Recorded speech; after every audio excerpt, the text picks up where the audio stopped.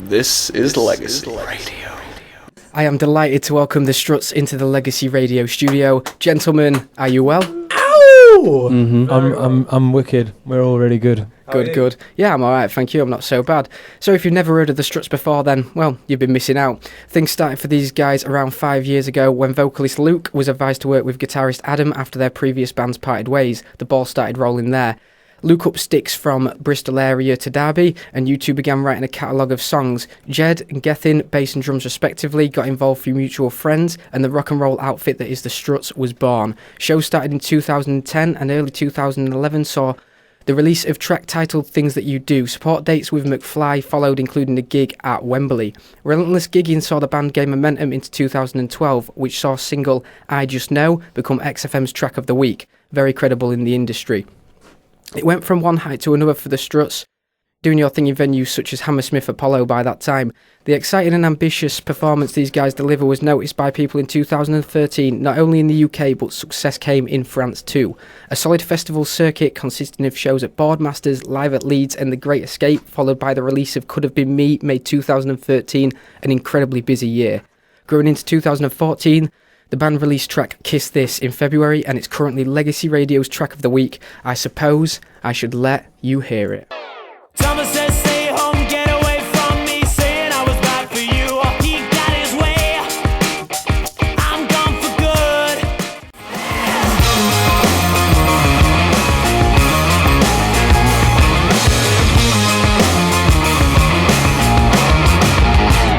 Kiss This. Luke, Adam, Jed, Gethin, welcome. Hi. Hello. So yeah, you're currently on tour. You kicked things off last night in Birmingham at the Hare and Hounds, the home of Adam's favourite football club, Aston Villa. Yes. How did it go? Must be nice to be back in the van roaming around the country. It's great. We get really itchy when we're not playing and stuff, so it's great to be back on the road. And last night was a great start to the tour, so let's just hope it all keeps going like that. Yeah. Brilliant. Looking forward to the rest of the tour then. Nice to be back and back underway, of course. You've been in the studio for a little bit and now you're back on the road. You've got 18 dates coming up, I've seen over the coming months. Yep. They all look pretty good as well. A lot of festivals in there, and we'll be talking a little bit about them later on. And of course tonight, Scunthorpe, graced with your presence. Yeah, you'll be strutting your stuff down at the Lincoln Imp. What can we expect to hear from you? Well, we're going to be playing all the songs from our debut album, which comes out on the 28th of July. And we sort of take a lot of pride in putting on a real performance and giving the people their money's worth when they buy a ticket and come see our show. So, high-octane performance, really. And obviously, if people enjoy what they hear, they can pre-order the album through our website. And, yeah. And on that album is track Could Have Been Me. Yes. Yeah, I'm just going to drop straight in like two pretty much back-to-back tracks, try and get them flowing, get people listening, and then let's do it. We'll do a lot more chat right after Could Have Been Me. Sweet.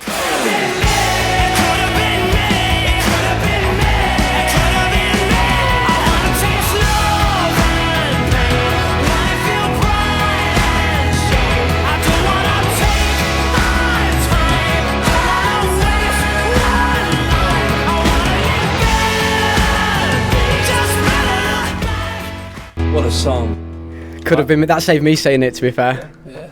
So yeah, 2013, that one was released. Could Have Been Me. Bit of an anthemic chorus, that one, isn't it? A bit, Throws it out there. We try. What I want to have a little chat about is your work with Ray Hedges. If you don't know who Ray is, producer and composer, worked on over 60 top 20 singles, including 7 number ones. Ray's worked with acts such as Cher, Chicane, Take That, Maxi Jazz and Dizzy Rascal, none of which are anything like the Struts. So that must have posed new challenges for Ray and opened new doors for yourselves.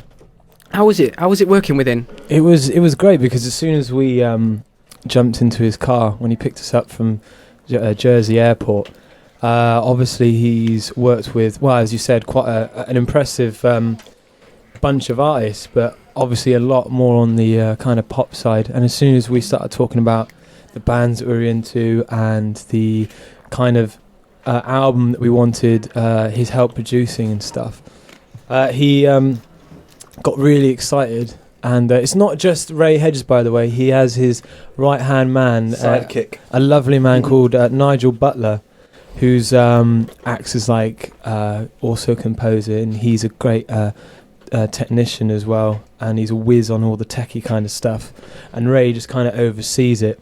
But they were both just so excited from the word go, because they were like, we get so bored of working with all these X Factor finalists, and you guys are the real deal. And they were so excited, and that made us really excited. And what we did in Jersey was very, very special indeed.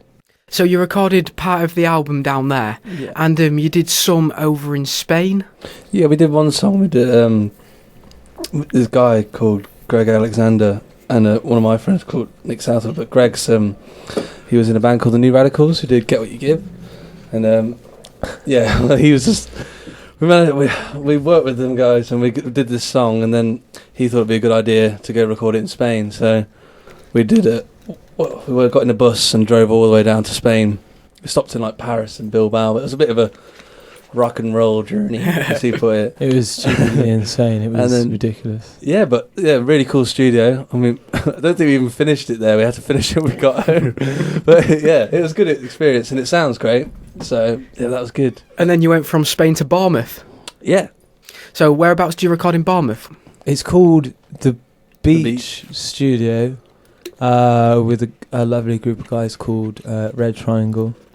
And we actually didn't record it at that studio. The majority of the tracks that we did with them was actually in one of the producer's parents' basement. Yeah. We did Could Have Been Me, the sort of like big crowd vocal. We layered that all up in their brand new studio, and we were actually the first band to try out this great big new live room they have. Whereabouts was that?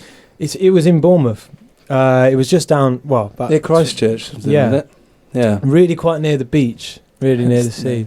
But they got this great big live room with a massive high ceiling, and you can get a real big sort of like massive sound which keep layering it, which is what you hear on Could Have Been Me. Is that them gang vocals that are in there? Yeah, did that down there. Yeah, we were I've actually got videos of just three of us just singing over and over and over and over again. Yeah, I think it's like 100 people on it. Trying to do like different voices as well to make it sound authentic. So you take on another character each take, you know. Yeah, it does, man. It sounds cool. So that album, bit of it produced down in Jersey, some of it produced in Spain, some of it in sunny Bournemouth. Bit of a mix. And this one, the one that we're going to play next, Put Your Money on Me, is that one going to be on the album? Yeah, it's actually the next single, and we have a video coming out for it on Tuesday. And which we had a lot of fun doing. It's actually the same guy who directed it. It's the same guy who did the video for Could Have Been Me. Is that Jeffrey West? No, it was in relation with Jeffrey West because he's really good friends with the director called Rhys Frampton, who does all of Jeffrey West's photography, and they're really close friends. So we ended up doing the video for Could Have Been Me in Guy West's house. Through Rhys Frampton, who's the director of Could Have Been Me and the new video which is coming out on Tuesday called Put Your Money on Me. Jeffrey West, by the way, is a shoe company. It's just not just a random person. It's a shoe and really cool shoe company. Yeah, so they've been filming your videos, and this one out on Tuesday, Put Your Money on Me by the Struts.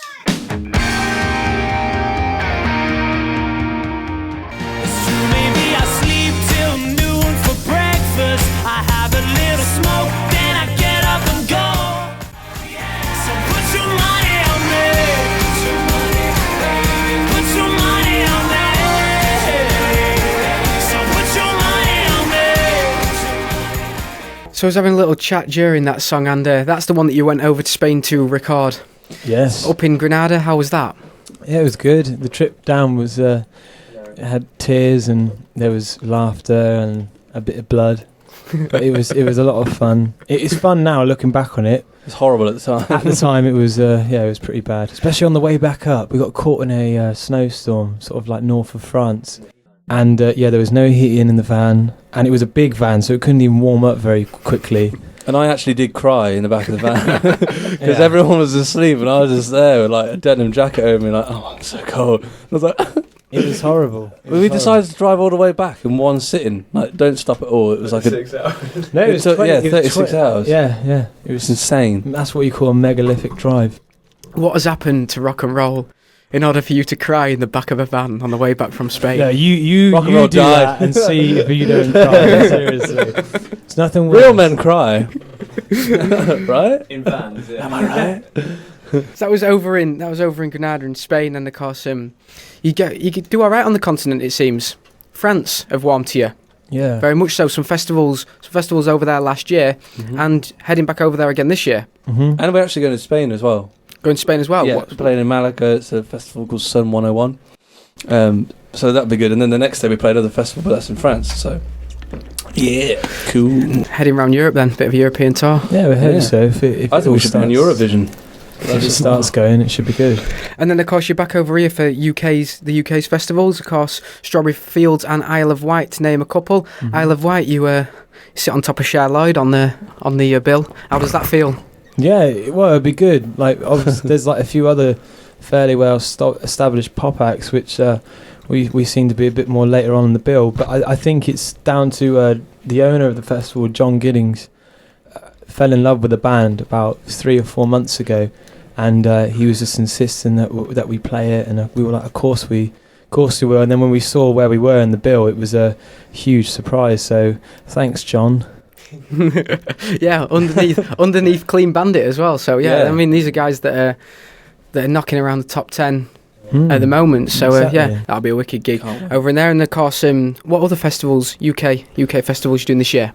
Secret Garden Party. British Summertime. We're also playing the Black Sabbath gig in Hyde Park, which should be quite good. Oh yeah, it's Black Sabbath. Yeah. Have you met Ozzy before? No. Do you think meet him on the day?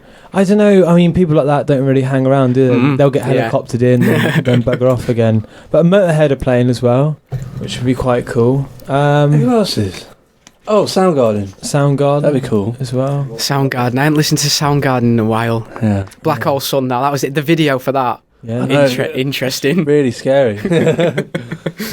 Loads of stuff going on for you then, 2014, and of course you'll be pushing that track, Put Your Money on Me. We can be expecting to hear that. Where?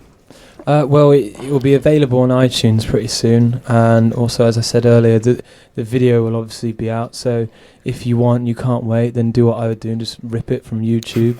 It won't be as good quality as the iTunes version, but I guess you'll be able to get it illegally as of next Tuesday. But obviously, you can also hear it on the album, which will be on 28th of July as well. That album, yeah, 28th of July. You announced that on Monday night. That's released through Virgin EMI Records. You got a bonus track on that one, I Just Know. Yeah. Now, I Just Know, written and recorded a couple of years ago now. Yeah, it was... All of it was, to be honest with you. Like, and apart from that last song, Put Your Money on Me, it was all done about 3 years ago. Yeah. It's just been a long process then, this album. It's been this album, festering. How long would you say you've been like writing the album, recording it? Has it been since day one was the plan to do an album, or was it? Yeah, it Yeah. always is. I mean, some of them are, just over a year or so old. One of the tracks, like, I wrote when I was like 16, and that's made it on. So that's, a good, well, that's almost 10 years old now. Yeah. So technically, it's got the best part of 10 years in the making, if you want to include that one. But more so with the tracks that we're talking about, probably about 5 years, all leading up to it. Because even the ones that were done 3 years ago, some of them have been like bits of ideas or like little riffs or progression. Yeah, and then they've anything. just been like pieced together, and then Yeah. they've finally made the cut for the 11 tracks on the album. And of course, there's a Exactly. bonus track on that one as well. And if you pre-order it, you get the bonus track. I think there's going to be the bonus track. It's will the be, iTunes version will of be the bonus track. yeah, it'll be available on iTunes. Yeah. So let's take a little listen to that bonus track right now. This one is the Struts. It's I Just Know, and it's taken from their album Everybody Wants.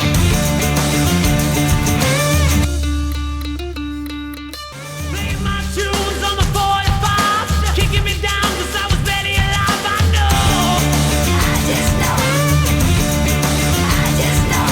You can't say I won't rock you out. You don't know if I'm a boy or a girl. I know.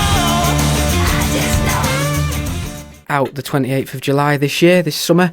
See how it goes from there. Then is that the next step?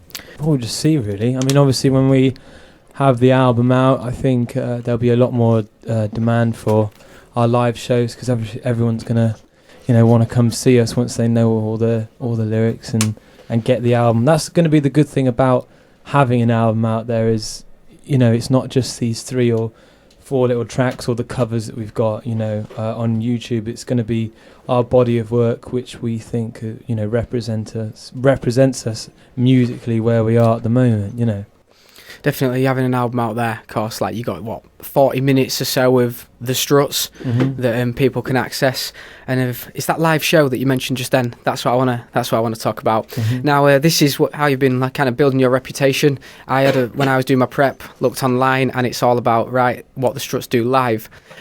Luke, I saw a quote from yourself saying there's a lack of showmanship in the industry these days.